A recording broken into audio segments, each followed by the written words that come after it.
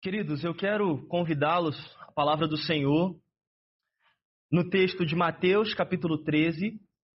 Abra sua Bíblia no Evangelho de Mateus,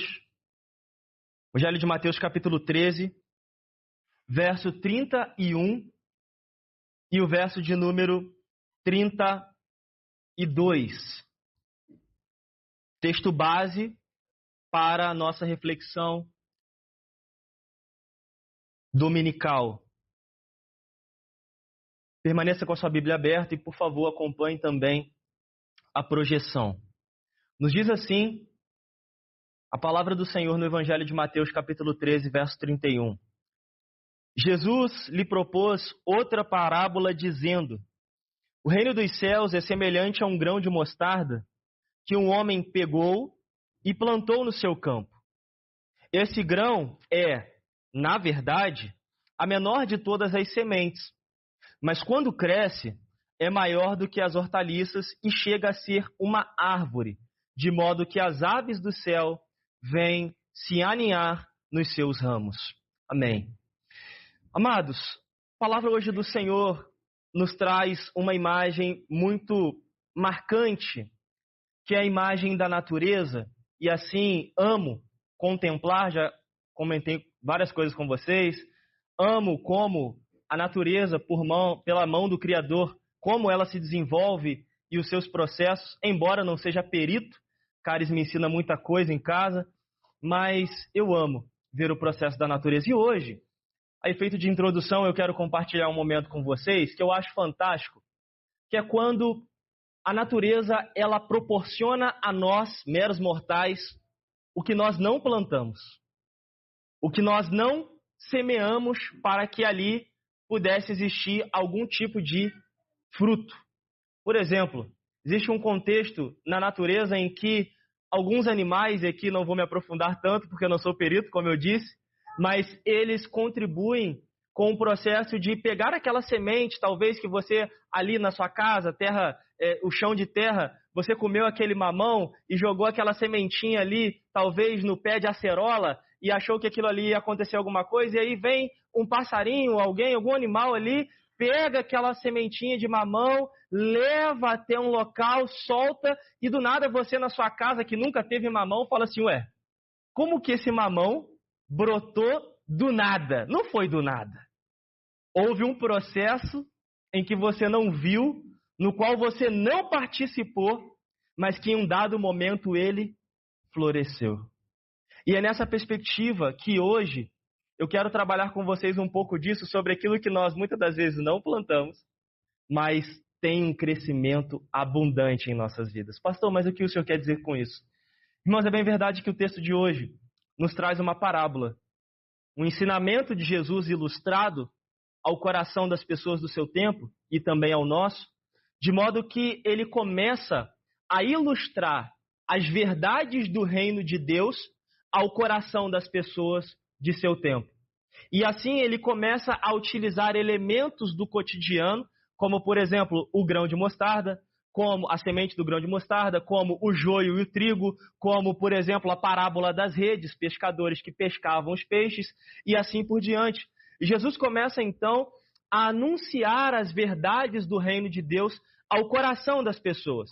E quando ele começa a anunciar as verdades de Deus ao coração das pessoas, Jesus ele está falando de uma realidade presente, ou seja, que o reino de Deus chegou, ele se manifestou ao coração das pessoas e, obviamente, ele gera um impacto na vida das pessoas. E, da mesma forma, Jesus também está falando de uma realidade futura. Por isso, as parábolas de Jesus, elas têm um objetivo de trabalhar um contexto imediato e um contexto posterior, trazendo então sempre a ideia de que há uma transformação, um florescimento, da mesma forma também que haverá um justo juízo.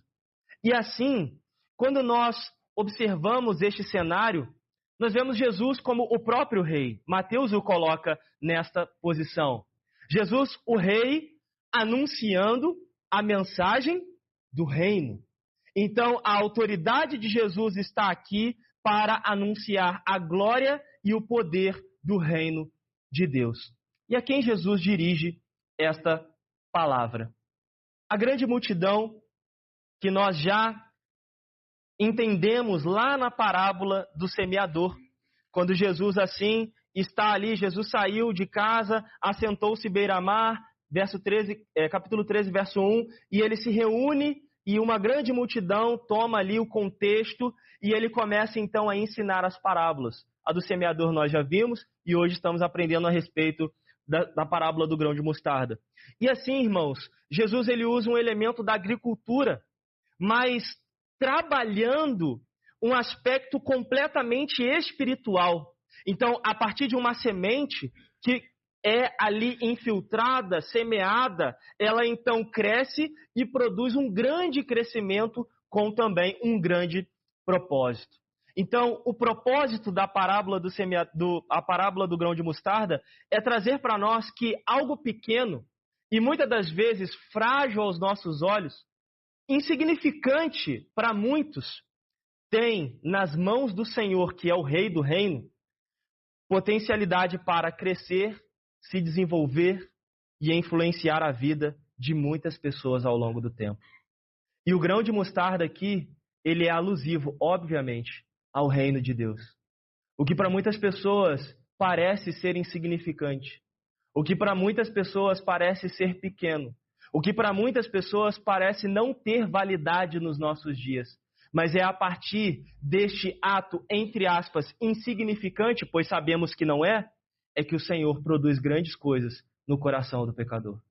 Então, hoje, essa parábola, ela traz uma lógica para nós que é completamente inversa à lógica humana das coisas. No seguinte ponto, que a lógica humana tende a valorizar coisas grandes. Exemplo, valorizamos talvez o Camaro amarelo, mas talvez não damos tanta ênfase ao Fusquinha. Ou seja, algo grandioso que para o nosso olhar, a nossa atenção fica ali meio que, nossa, que coisa grandiosa. Mas muitas das vezes nós nos esquecemos que coisas pequenas ou pequenos começos geram ao final grandes resultados. E é isso que a parábola do grão de mostarda nos ensina nessa noite. Que o reino, sim, ele começa muito pequeno no coração de um pecador, mas ele se expande de uma maneira espiritual em que só Deus sabe o tamanho e a dimensão do próprio reino. Então, desta forma, eu quero falar com vocês hoje sobre o crescimento do reino de Deus. Essa é a mensagem que eu quero deixar ao seu coração nessa noite. O tema de hoje é o crescimento do reino de Deus. E por que é importante saber do crescimento do reino? Ou por que é interessante entender como que o reino cresce na vida e qual foi a proposta desse crescimento de Jesus para os seus ouvintes. Então eu quero aqui hoje revelar ao seu coração, trazer à sua vida algumas observações. E a primeira observação que eu quero cravar ao coração da igreja é: o campo é do Senhor. Então gravem bem isso. Diante do crescimento do reino de Deus, a primeira observação: o campo, ele é do Senhor. Ele não é meu, ele não é seu, ele não é nosso, ele é inteiramente do Senhor. E nós vamos à palavra de Deus no verso de número 31. Vamos à leitura? Todos juntos? A parábola lhes propôs, dizendo: o reino dos céus é semelhante a um grão de mostarda que um homem tomou e plantou no seu campo. Observe o que o texto diz no 31. A parábola do grão de mostarda, ela nos dá a ideia de um grão, o de mostarda, que um homem, o que ele faz? Ele tomou, ele plantou, e ele plantou aonde? Perfeito. Então, gravem bem isso. O campo é do Senhor. E o que esse texto nos ensina, irmãos? É que há aqui, obviamente, um personagem, uma figura, que é o próprio rei. O próprio rei que tem a sua vinha, que tem o seu campo, que tem os seus arredores, que tem o seu mundo. O Senhor é o dono de todas as coisas e ele aqui, obviamente, Cristo, se apresentando como esse homem que tomou, que plantou e que já já nós vamos ver o processo disso tudo. Então observe na ação do rei. O rei que tem o campo, o rei que toma e o rei que planta. Então a grande questão do que vai fazer crescer nesse processo não sou eu, não é você, mas é aquele que plantou, a saber, o Senhor.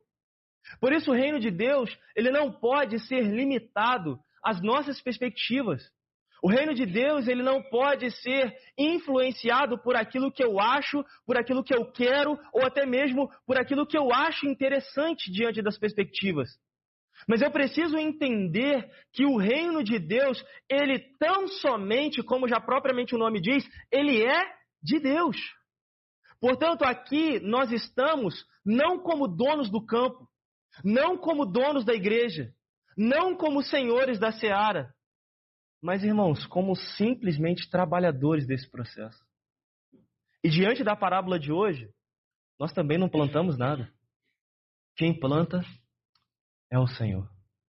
E diante do texto, irmãos, crianças aqui presentes, eu quero trazer a primeira ilustração ao sermão ilustrado, o coração de vocês, que é a seguinte: na primeira parte da folha vocês devem desenhar grãos, sementes pequenas, sobre o solo e abaixo do solo, ilustrando a ideia de algo pequeno, de fato, a entrar no solo. Ok? Este é o primeiro desenho. E assim, meus amados irmãos, a primeira aplicação que eu quero extrair deste texto e compartilhar com vocês nesta noite é o seguinte: já que nós temos uma observação de que o campo é do Senhor, lembre-se então, lembre-se que o campo pertence ao Senhor, Ele é o dono do campo. E como isto se dá no desenvolvimento da igreja? E aqui vem a questão prática para você levar para casa e assim também pensarmos e aplicarmos como igreja.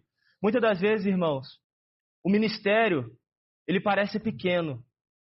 Muitas das vezes o ministério, ele parece insignificante. E aqui eu estou falando de serviço, de entrega no reino.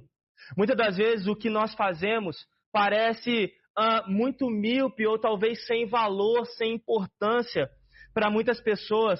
Até, assim, julgamos que o impacto daquilo pareça insignificante ou que o crescimento espiritual, o crescimento das pessoas ainda está muito lento, muito devagar, muito distante. Mas eu quero encorajar o coração da igreja dizendo o seguinte: a semente plantada, se ela foi mediante o seu poder, pode ter certeza que nem vai brotar. Gravem bem isso. Mas se a semente plantada foi mediante o livre ato de Deus na vida do homem pecador por meio da sua vida, pode ter certeza que isso vai florescer de um modo abundante, queridos. Amados, o mundo pode julgar insignificante. Até mesmo pessoas que não estão alinhadas com a visão do reino de Deus podem julgar ser insignificante esse processo. Mas, meus irmãos, quando esta realidade é desenvolvida pelo Senhor da seara, o dono do campo, meus amados, há frutificação, há abundância. E aqui nós podemos aplicar ainda mais, trazendo ao nosso coração a reflexão que no tocante às atividades do reino de Deus, nós como povo de Deus, como igreja reunida, nós não podemos perder de vista os pequenos começos que é dado por Deus a nós. Gravem bem isso, pequenos começos. Nós não podemos perder de vista os pequenos começos. Por quê, pastor? Porque é diante dos pequenos começos que nós veremos a provisão do Senhor. Seremos testados a ideia de não entendermos que é pelo modo como nós tomamos a semente, pelo modo que nós plantamos a semente, ou até mesmo o campo que nós queremos que dê a frutificação, o florescimento daquela semente. Mas é tão somente, meus amados irmãos, pela ação de Deus sobre a história da sua amada igreja. Portanto, todo aspecto do reino de Deus deve ser direcionado tão somente pelo poder do Senhor sobre as nossas vidas. Se não for por isso, estaremos perdidos. Eu quero ilustrar isso aqui. Olhem, queridos, o trabalho do Senhor em nossas vidas. Olhem o que o Senhor tem feito por meio da nossa igreja, da nossa comunidade local. Em um ano, 25 pessoas, chegando talvez a 70 pessoas frequentes no culto dominical. Uma escola dominical que antes, 20 pessoas, 25 pessoas, 38 pessoas agora, 40 pessoas. A projeção das coisas andando, desenvolvendo, departamentos de trabalho nascendo, projetos sendo desenvolvidos, visitas que muitas pessoas aqui nem sabem que acontecem, mas muitas dessas pessoas que praticam essa visita falam: pastor, estou indo lá visitar o fulano de tal. É mais engraçado aqui: pastor, posso ir lá visitar? Claro que deve ir lá visitar. Então, eu tenho visto o quanto o Senhor de fato tem semeado no coração da igreja a realidade presente do reino de Deus para aqueles que, mediante o seu poder, têm respondido positivamente ao chamado de Cristo em nossas vidas. E eu vejo assim, queridos, o crescimento. Portanto, a nossa observação diante disso tudo é o seguinte: tenhamos fé no Senhor do campo. Tenhamos fé quando os recursos às vezes são limitados. Tenhamos fé quando nós não temos forças para lidar com os desafios que às vezes são gigantes diante dos nossos olhos. E uma das coisas que mais tem tocado meu coração como líder dessa igreja é que as pessoas têm falado: cara, você de fato ama o interior, ama uma região rural, ama uma cidade pequena que não é desenvolvida. Sim, eu amo. Eu amo porque esse campo também é do Senhor. Eu amo porque eu acredito que, como dono de todas as coisas, o Senhor pode fazer coisas grandes nessa cidade. Mas nós temos que parar de acreditar no nosso coração caído e olharmos para a salvação de Jesus, olharmos para a provisão de Jesus, olharmos para o que o reino de Deus em nossas vidas hoje pode fazer para transformar pessoas, e parar de ficar reclamando e parar de ficar murmurando, mas ter uma nova perspectiva de vida a partir do reino de Deus. E eu não consigo conter as lágrimas, irmãos, porque o Senhor tem feito coisas grandiosas nessa igreja. E o conselho dessa igreja sabe o quanto nós nos reunimos, muitas das vezes. E os presbíteros perguntam: pastor, como assim? Eu respondo: vocês estavam aqui primeiro do que eu. Eu não sei. Deus sabe, dona Glória, de fato. Mas a realidade, irmãos, é quando nós entendemos que o Senhor, Ele é o dono do campo. O Senhor é o provedor dessa casa. Portanto, fechando esse ponto de aplicação, o ato de plantar e fazer crescer, graças a Deus, não pertence a mim. Eu tenho muita consciência disso. Este ato pertence tão somente ao Senhor. Ele é o plano, Ele é a direção, Ele é o agente desse campo. Ele é o rei que governa as nossas vidas. Sendo assim, meus irmãos, espere e confie no crescimento que só vem por meio das mãos do Senhor. Que seja essa a nossa reflexão. Mas o texto se desenvolve um pouco mais. Aqui, como o Senhor, que é o Senhor do campo, a primeira observação: o campo é do Senhor. A segunda observação nos ensina que, nos traz a ideia de que o próprio Senhor é Ele que dá o crescimento. E assim eu convido a igreja para que assim leamos o verso de número 32. Vamos ao texto. O qual é, na verdade, a menor de todas as sementes, e crescida é maior do que as hortaliças, e se faz árvore, de modo que as aves do céu vêm aninhar-se nos seus ramos. Assim, Jesus aqui, ele está pintando a imagem do crescimento dessa semente. Jesus aqui, obrigado, ele está construindo um reino que vai crescer e se desenvolver diante da ação soberana do Senhor.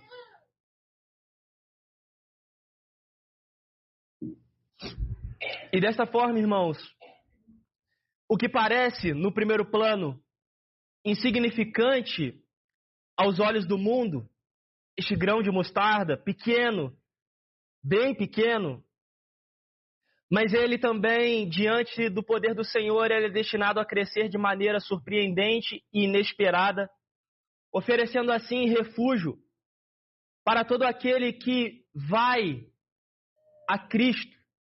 E é interessante observar que há um propósito para o crescimento do reino de Deus. Primeiro, este reino ele cresce com base no poder de Deus. Esta é a primeira ideia. A segunda ideia é que este reino ele cresce de um modo inesperado. É tipo aquela coisa assim, e aqui me permita a ilustração, eu vou pegar aqui um casal muito amado da nossa igreja, estilo Felipe e Juliana, no contexto em que Juliana já tinha um contato prévio com a fé e o Felipe ainda não. E quando o Felipe começa a caminhar, a Juliana compartilhando comigo no privado, no seguinte sentido: pastor, eu não sei o que o Senhor está fazendo na vida do Felipe, mas eu estou vendo diariamente, por mais que difícil, uma transformação na vida do Felipe. E é muito interessante eu ver isso, porque de fato é mediante o poder que só vem de Deus e também um poder que acontece de modo inesperado. Nós não sabemos o tempo, a hora, o momento, mas nós sabemos que quando esse poder ele se manifesta na vida do pecador, só existe um caminho: ser transformado pelo Senhor. E é transformado com um propósito. E é isso que me toca, porque não é um fim em si mesmo, mas é um fim destinado a outros. E é o que o texto vai trazer sobre ser uma grande árvore, de modo que esta árvore, então, venha a abrigar pessoas neste reino. Então, o reino de Deus, ele é isso. Ele é poderoso para aquele que se manifesta. Ele é inesperado e ele também tem o propósito de abrigar pessoas, porque o reino de Deus, ele deve se espalhar para que outras pessoas, então, se acheguem ao Senhor, convertendo, então, o seu coração de caminhos tortuosos. E a ilustração que eu deixo ao coração das crianças neste ponto é a ilustração de que as crianças agora devem desenhar uma grande árvore, uma árvore com tronco grosso, bem robusta, de fato bem bonita também, e nesta árvore bem com tronco forte, com as folhagens bem vistosas, devem desenhar nessas folhagens os pássaros se abrigando nesta árvore. E o que esta ilustração tem a nos ensinar no tocante à aplicação deste texto? Em segundo lugar, irmãos, é que nós devemos lembrar que o crescimento do reino de Deus, ele vai além do que nós podemos imaginar. Gravem bem isso. O reino de Deus, ele está além da nossa lógica. E quando nós aplicamos isso na nossa vida, o que nós devemos aprender? Nós não podemos perder tempo com achismos ou expectativas limitadas. Por quê, pastor? Porque a lógica é diferente, irmãos do Senhor. A lógica do Senhor, ela é diferente. Por que a lógica do Senhor é diferente, pastor? Porque, de fato, irmãos, ao olhar para trás e ver o modo como o reino de Deus foi lançado na minha casa, queridos, éramos uma família que não tinha projeção alguma de dar certo. Uma família completamente perdida. No que lemos em Efésios capítulo 2. Completamente morta nos seus delitos, nos seus pecados. A minha casa era uma casa perdida, falida espiritualmente. E, consequentemente, muitas coisas em casa também não andavam, porque, em primeiro lugar, reinava a morte espiritual. E não dá para ser bem-sucedido, não dá para ser próspero na vida, não dá para ter vida plena e alegria se em primeiro lugar não reina em nossas vidas o reino do reino de Deus. É redundante, mas é isso mesmo. É quando de fato o reino de Deus se manifesta sobre o nosso reino, ou seja, sobre o nosso achismo, sobre as nossas perspectivas, sobre aquilo que nós achamos que é interessante para os nossos caminhos. E assim nós começamos a entender que a lógica de Jesus ela é diferente, porque ela faz algo pequeno se tornar grande diante das nossas vidas. E como nós podemos ilustrar isso? Olhemos para a vida de Jesus. Muitas das vezes, nós achamos que o reino de Deus, ele é só transformação, ele é só poder, ele é só as coisas, vamos dizer assim, aos nossos olhos, as benécias, as belezas, as coisas grandiosas, né? Mas, quando eu olho para Jesus, irmãos, sou inteiramente encorajado a olhar para o custo que Jesus, ele teve para plantar essa semente do grão de mostarda no coração daqueles que estavam ao seu lado. Ao ponto de ensinar, não ser compreendido. Ao ponto de fazer e não ser reconhecido. Ao ponto de operar grandes coisas e ainda assim ser humilhado ao ponto de cruz. E não apenas isso, mas ser assunto aos céus, e muitos ainda não acreditam, não dão grande valor à sua mensagem, não estão nem um pouco interessados em saber quem é esse Jesus que transforma o coração do pecador. Observem o custo. Mas essa semente, no qual ele tomou, ele mesmo plantou no seu próprio campo, ela floresceu no coração de muitos também. E olhamos para a vida dos discípulos, que receberam o Evangelho, que receberam a mensagem, que receberam todo o processo e deram continuidade à jornada evangelística do próprio Cristo. Ao ponto, irmãos, que hoje nós estamos aqui porque de fato esse reino de Deus, que lá atrás começou pequeno, veio se estendendo ao longo da história para que eu e você hoje pudéssemos encontrar abrigo nesta grande árvore que é o próprio Senhor Jesus. Amados, observem que também, a partir de agora, há uma realidade presente e também há uma realidade futura. De modo que o Senhor nos chama para darmos continuidade a essa história, a esse legado.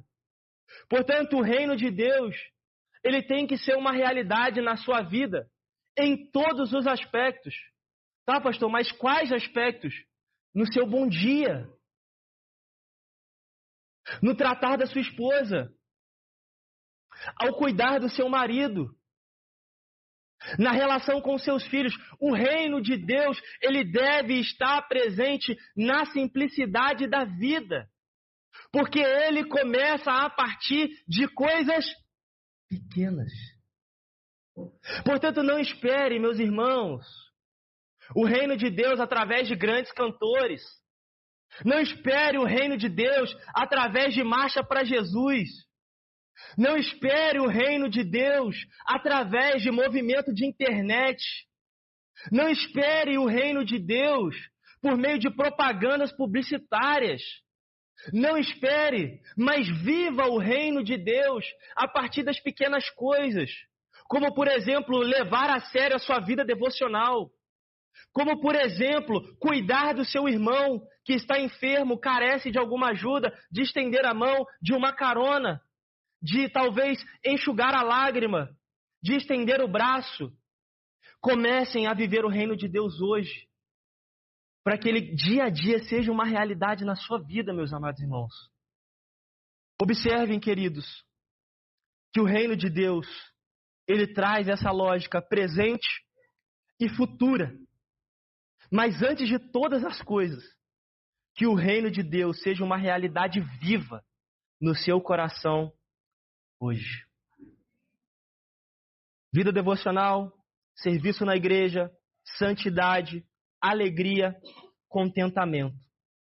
Para que as pessoas então possam receber dessa semente que o próprio Senhor vai plantar por meio da sua vida. Para que outros então encontrem lugar de descanso e alegria como nós um dia, pela graça, encontramos mediante a expansão do Senhor Jesus.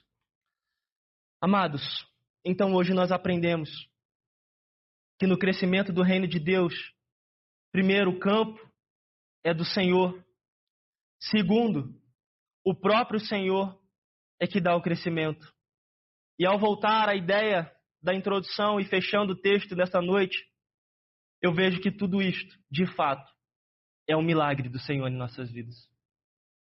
Porque como aquela semente de mamão que cai no quintal, que nós não fizemos nada para plantar aquela semente, a salvação também ela vem a nós em um ato em que nós não fazemos nada a não ser, quando o toque do Senhor nos alcança, responder a esta salvação. E assim é o reino de Deus na vida do pecador. Quando essa semente, ela vem e cai no campo que é do Senhor, ela produz um grande crescimento na vida do pecador. Meu desejo como pastor é ver o reino de Deus, de fato, real, vibrante e verdadeiro na vida das pessoas dessa igreja. Espero que no nome de Jesus, a nossa igreja cresça, cresça e cresça, mas na verdade da palavra, na santidade do Senhor e no serviço em prol da missão. E que o reino de Deus se manifeste em nossas vidas a partir dos pequenos começos que Deus tem nos dado. Que Deus nos abençoe em nome de Jesus.